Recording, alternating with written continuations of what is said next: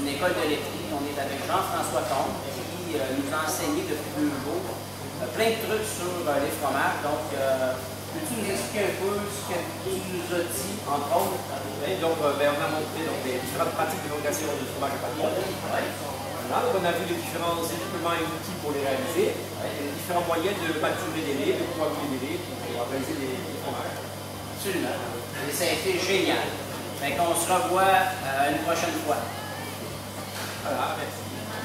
Maintenant, ce qui est intéressant, c'est raisonner de façon intelligente en disant, si moi je mets une souche, 2 souches, 5 souches, 20 souches, vous comprenez bien qu'à une souche, ben, le travail sera limité, à 20 souches, on aura un potentiel plus important.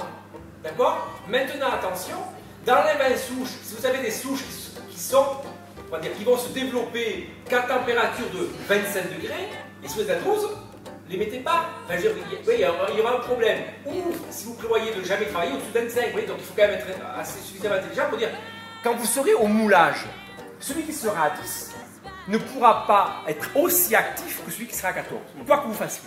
Vous comprenez? Donc c'est vraiment donner un élan de travail, voilà, à maturation. C'est exactement ça. C'est pour ça que vous allez être surpris des fois, c'est que vous avez des acidités, des pH qui bougent peu, par contre des activités fortes qui vont être lues non pas maintenant, mais plus tard, en co-travail. Et ça, c'est ce qui est intéressant. On voit bien la lutte contre les Staphylococcus aureus en particulier. Souvent, on a créé un milieu acide pour combattre ces micro-organismes-là. On a fait des grosses erreurs, parce qu'en faisant un milieu acide sur notre pressé, on a fait diverger la technologie. On n'est pas dessous. Mais bon, c'est pas... C'est minéralisé là-bas. C'est ça. Mais avec quoi vous faites des fromages avec des gros volumes? Ouais, on broie.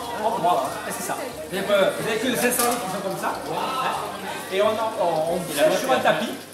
Une fois que le cahier est séché sur le tapis, il passe dans le nettoyeur. Et certains le font encore à la main. Ah ouais. Des cuves de mineurs. J'ai des dames 3 000 litres par jour à la main. Ouais. C'est.